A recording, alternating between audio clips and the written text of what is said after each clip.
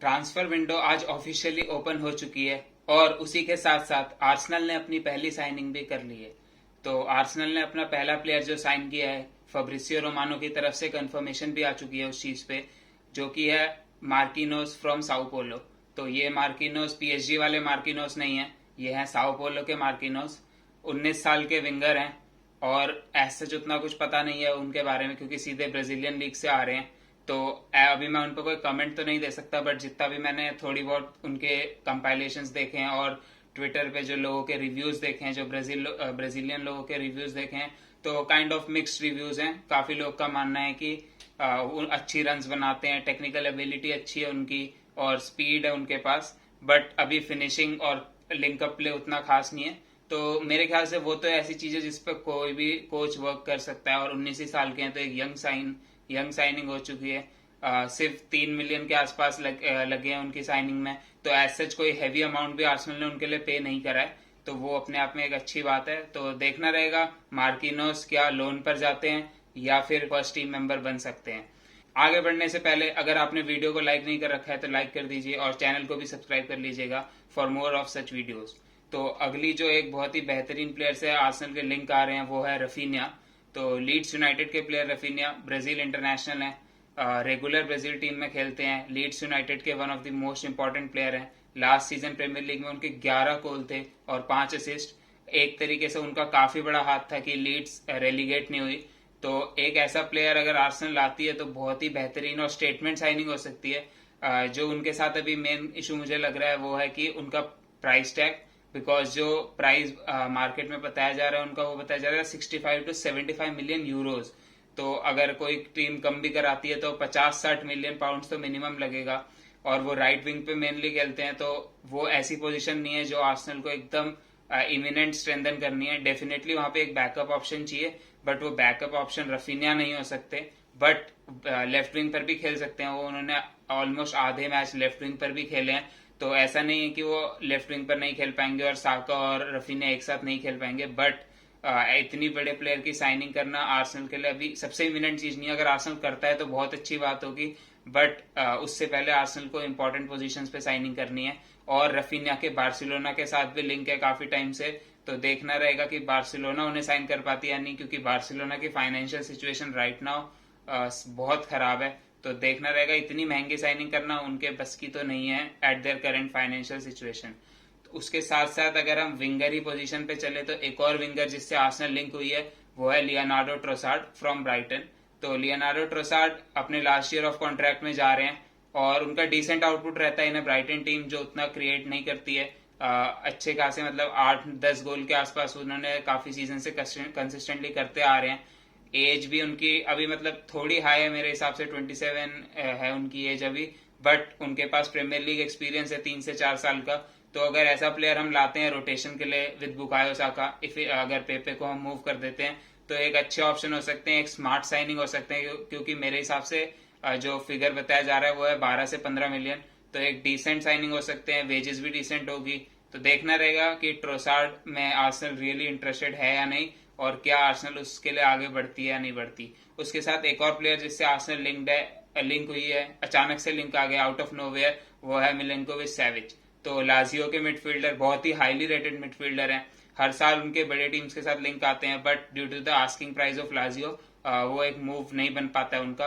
तो अभी भी जो उनका आस्किंग प्राइस बताया जा रहा है वो बताया जा रहा है 65 मिलियन यूरोज, जो कि बहुत बड़ा आस्किंग प्राइस है। और जो वहां का लोकल न्यूज़पेपर है उसमें तो ये बताया जा रहा है कि Arsenal are willing to offer up to 60 million euros. तो मतलब मेरे को तो बिल्कुल बुलशिट न्यूज लग रही है। आर्सेनल इतना पैसा भी मिडफील्डर पर तो खर्च नहीं करेगी। तो देखना रहेगा कि कितनी क्रेडिबिलिटी है इस न्यूज की। अभी तो मेरे ख्याल से बस रूमर्स ही है मेनली है, तो देखते हैं आगे इस न्यूज का क्या होता है। उसके साथ साथ एक और प्लेयर, एक और स्ट्राइकर जिसमें आर्सेनल इंटरेस्टेड है, जियोवानी सिमियोनी, हमारे एटलेटिको मैड्रिड के मैनेजर के बेटे। तो जियोवानी सिमियोनी जो कि सीरिया में खेलते हैं, वेरोना के लिए खेल रहे थे, वो फ्रॉम लोन थे, कैगिलेरी शायद, मेरे को नाम नहीं पता उस टीम का ढंग से, उनसे लोन पर थे, बट वेरोना ने उनका लोन परमानेंट डील बना लिया है अराउंड 8 to 9 मिलियन पाउंड्स में। और बताया जा रहा है कि वो उन्हें बेचने के लिए उन्होंने डील परमानेंट करी है, तो हाईएस्ट बिडर को बेचेंगे। और जो आस्किंग प्राइस बताया जा रहा है वो है समथिंग अराउंड 20 मिलियन पाउंड्स। तो देखना रहेगा क्या आर्सेनल उन्हें एज ए बैकअप स्ट्राइकर ला पाती है, और आर्सेनल फर्स्ट स्ट्राइकर किसे लाती है अभी तो ये भी देखना रहेगा, बिकॉज जो 2-3 नाम जिसमें आर्सेनल इंटरेस्टेड है वो है जेजूस, जिनका तो बहुत टाइम से लिंक आ रहा है, बट अभी चेल्सी के साथ भी काफी स्ट्रॉन्ग लिंक्स आ रखे हैं और लग रहा है कि आर्सेनल और चेल्सी को बैटल करना पड़ेगा फॉर जेजूस। और एक और प्लेयर जिसमें आर्सेनल काफी इंटरेस्टेड है वो है स्कमाका एट स्ट्राइकर पोजीशन। तो स्कमाका पे भी पीएसजी काफी इंटरेस्टेड है।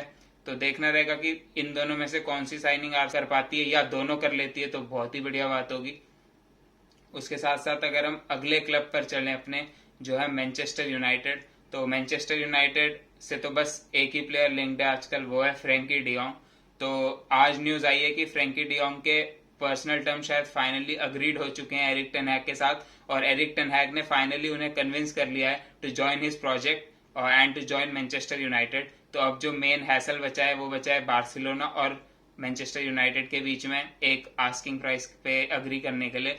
तो जो फैब्रिसियो रोमानो की तरफ से न्यूज आई थी उसमें उन्होंने ये बताया कि मैनचेस्टर यूनाइटेड ने 60 million euros plus 10 million in bonuses offer किया था for Frenkie de Jong, but Barcelona has denied और declined that bid and they want a higher price. जो बार्सिलोना का आस्किंग प्राइस है दैट्स अराउंड 80 मिलियन यूरोज, तो अभी भी 10 मिलियन यूरोज का गैप है। और अगर बार्सिलोना हार्ड बॉल प्ले करती है तो मेरे ख्याल से Manchester United will be paying that amount, because Manchester United generally high price पे कर ही देती है। तो देखना रहेगा इस डील का क्या होता है। और एक और प्लेयर, एक और एरिक टेन हैग के ही पुराने प्लेयर जिसमें मैनचेस्टर यूनाइटेड भी काफी इंटरेस्टेड थी इनिशियल फेज में, अब उनके लिंक्स काफी फिर से स्ट्रांग हो गए हैं, वो है एंटनी फ्रॉम आयैक्स। तो एंटनी में काफी इंटरेस्टेड हो रही थी, एरिक टेन हैग के लिंक्स आ रहे थे, बट अब वापस उनके मैनेजर से बात स्टार्ट हो चुकी है एंटनी के, और बताया जा रहा है कि उनके एजेंट के साथ या मैनेजर के साथ बात करके हो सकता है उनका भी मूव मैनचेस्टर यूनाइटेड में हो सके। तो देखना रहेगा कि एरिक टेन हैग अपने कितने पुराने प्लेयर लाते हैं मैनचेस्टर यूनाइटेड में, और एक तरीके से अच्छी स्टार्ट हो सकती है, बिकॉज अगर एक मैनेजर अपने पुराने प्लेयर्स लाना चाहता है जिनमें वो विश्वास करते हैं तो उस पर वो बिल्ड कर सकते हैं पूरे क्लब को। एक और टीम जहां पे काफी आउटगोइंग्स और इनकमिंग चल हो सकती है, आउटगोइंग्स तो हो ही गई हैं, इनकमिंग काफी हो सकती हैं, वो है चेल्सी एफसी। तो चेल्सी जो कि गैब्रियल जेसूस में इंटरेस्टेड है, बट गैब्रियल जेसूस अगर उन्हें चाहिए तो उससे पहले उन्हें अपने जो करंट स्ट्राइकर है रोमेलो लुकाकू, उनकी आउटगोइंग करनी पड़ेगी। तो रोमेलो लुकाकू की जो डेस्टिनेशन लग रही है इस मोमेंट ऑफ टाइम वो तो इंटर मिलान ही लग रही है, बट जो अभी बीच में इशू आ रहा है वो है फाइनेंशियल सिचुएशन का, बिकॉज पिछले साल ही चेल्सी ने उनको 100 मिलियन में इंटर मिलान से खरीदा था, और Inter Milan will definitely not पे दैट अमाउंट बैक। और जो इंटर मिलान से चेल्सी पैसा मांग रही है अभी, वो मांग रही है 25 million as a loan fees and an obligation to buy. तो डेफिनेटली मेरे ख्याल से तो ऐसे टर्म्स नहीं है जो इंटर मिलान अग्री करेगी। उसके साथ साथ जो रोमेलो लुकाकू की हाई वेजेस हैं अराउंड 350K अ वीक, तो वो भी बहुत ज्यादा है। तो फाइनेंशियली बिल्कुल सूटेबल नहीं है इंटर मिलान के लिए ये डील, और वो पॉलो डिबाला और रोमेलो लुकाकू में से एक प्लेयर चूज कर सकते हैं। पॉलो डिबाला उनके फ्री में आ जाएंगे और काफी कम सैलरी में आ जाएंगे। तो देखना रहेगा कि चेल्सी रोमेलो लुकाकू को मूव कर पाती है या नहीं, बिकॉज बिना उन्हें मूव किए चेल्सी के लिए न्यू स्ट्राइकर लाना काफी मुश्किल हो जाएगा, बिकॉज अब उनके पास रोमन का पैसा नहीं है, अब उनके पास भी अमेरिकन ओनर्स हैं जो बहुत ही श्रूड साइनिंग करेंगे और बहुत ही टाइट बजट रखेंगे।